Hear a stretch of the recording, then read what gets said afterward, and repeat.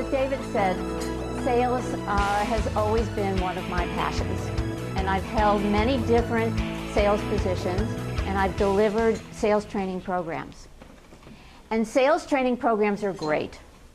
They tell you how to plan a sales call. They tell you how to talk about features and benefits. And they also help you with how to close a sale. But none of the sales training programs help you with how to sell yourself.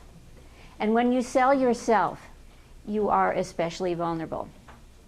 And we as women are very sensitive to step into the spotlight and sell ourselves and talk about ourselves in a positive way. In my 20-plus years of business experience, I've seen the consequences when women don't promote themselves well. I've seen talented women who were passed over for promotions. I've seen women with great business concepts who weren't able to secure funding or venture capital to start up or grow their business. And I've seen women entrepreneurs who were not successful. And why did this happen? Because women don't promote themselves well. We're much more comfortable taking the back seat. We're much more comfortable deflecting praise rather than graciously accepting praise for a job well done. We're more comfortable apologizing for our success than acknowledging our accomplishments. So we often are more comfortable taking the back seat. Sometimes we're automatically placed in the back seat, and sometimes we just want to be there ourselves because we're more comfortable. An example from my own career, in 2001, I was one of 3 executives starting up a healthcare technology company. I was the only woman.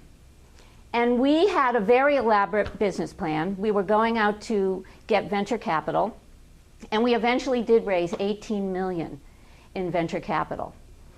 But we had our dog and pony show. We went to all the large venture capital firms on the East Coast and in Canada. And we were in New York one day in a venture capital firm. We got there early to set up. We walked into the boardroom, big long table, and we were setting up. And gradually the members of the venture capital firm started coming in. And one of the men came over to me and said, "Would you mind going out and making sure that we have coffee?" And I looked around, and I was the only woman in the room. And what he was doing was he was actually pushing me into that role and pushing me into the back seat. What did I do? I extended my hand and said, "Let me introduce myself. I'm Bonnie Marcus, and I'm with this company. I'm Vice President of Sales." Oh.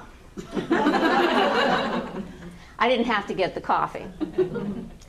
But the lesson there is that sometimes we're automatically seen in that role and put in that role, and we don't do anything to promote ourselves and push ourselves out into the spotlight. So why does this happen? Why do we hesitate to promote ourselves? It goes back to our upbringing.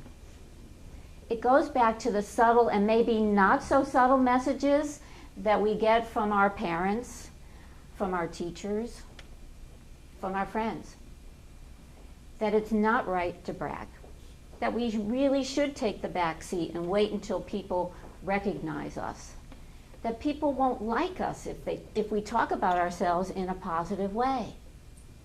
And these messages get hardwired in our subconscious mind, and they become part of our belief system. So when we go to talk about ourselves in a positive way, they kick in and they start to sabotage our efforts. So now we're professional women and we know what we should do. We should go out there and promote ourselves, right? So we do. We go out there, we take the leap, we promote ourselves, but very often it still feels awkward. It feels uncomfortable.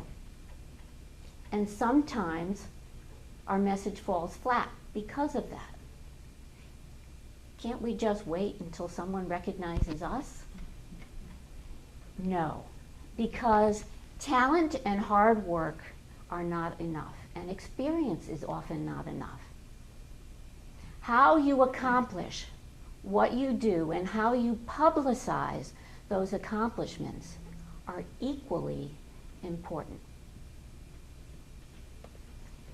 And no one said self-promotion's easy. It really takes practice. But the better you are at recognizing your own accomplishments, the more successful you will be at promoting yourself.